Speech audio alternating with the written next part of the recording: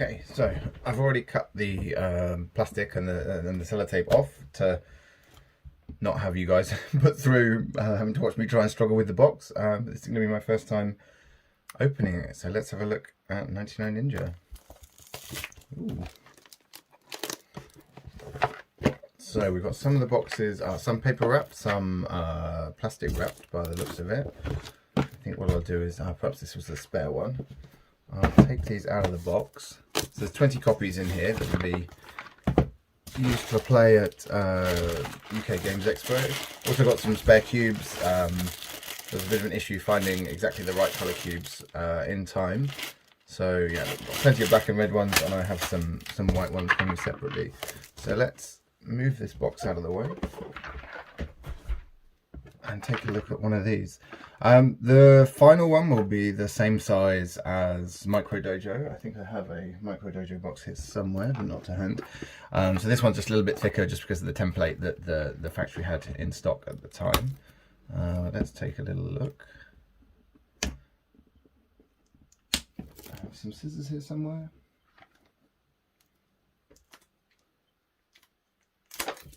Okay, here we go.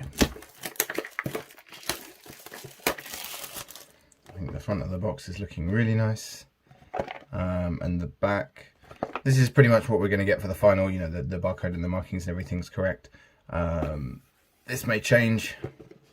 Let's have a look inside. The main reason for doing this much earlier than normal is because the transparent cards are quite hard to get hold of.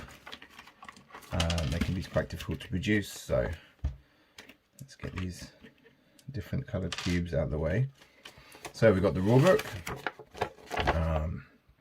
similar fold to in Micro Dojo, with the nice front cover. I hope you can see that. And this is our rulebook. So same, we've got the how to play at the bottom, basically the steps needed to take the turn, and some of the modules that are in the game. So the optional techniques module, the hit list module, and the Ronin module, and then quite a detailed description of the solo mode here. For this print run, the cards were printed with, everything was printed on transparent because it was easier to do everything in one print run. So even the non-transparent cards, like these ones, the technique cards, were still printed on transparent. There's a little bit of shine through from the front and the back. I think that's because of the nature of the transparent cards. So we'll look to try and get these printed on paper ones rather than transparent. So those are the daimyo cards effectively. And these are transparent ninja cards. So these have come out quite nicely. I think these are printed double-sided by the looks of it. So if I find the rest of the daimyo cards in here somewhere, we can see kind of how it's going to play out.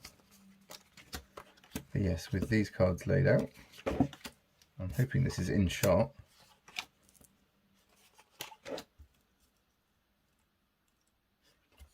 And we'll be placing ninja cards on top, like so, to surround the daimyo. Nice, so we have a scoring here, and we've got these little cardboard tokens for it.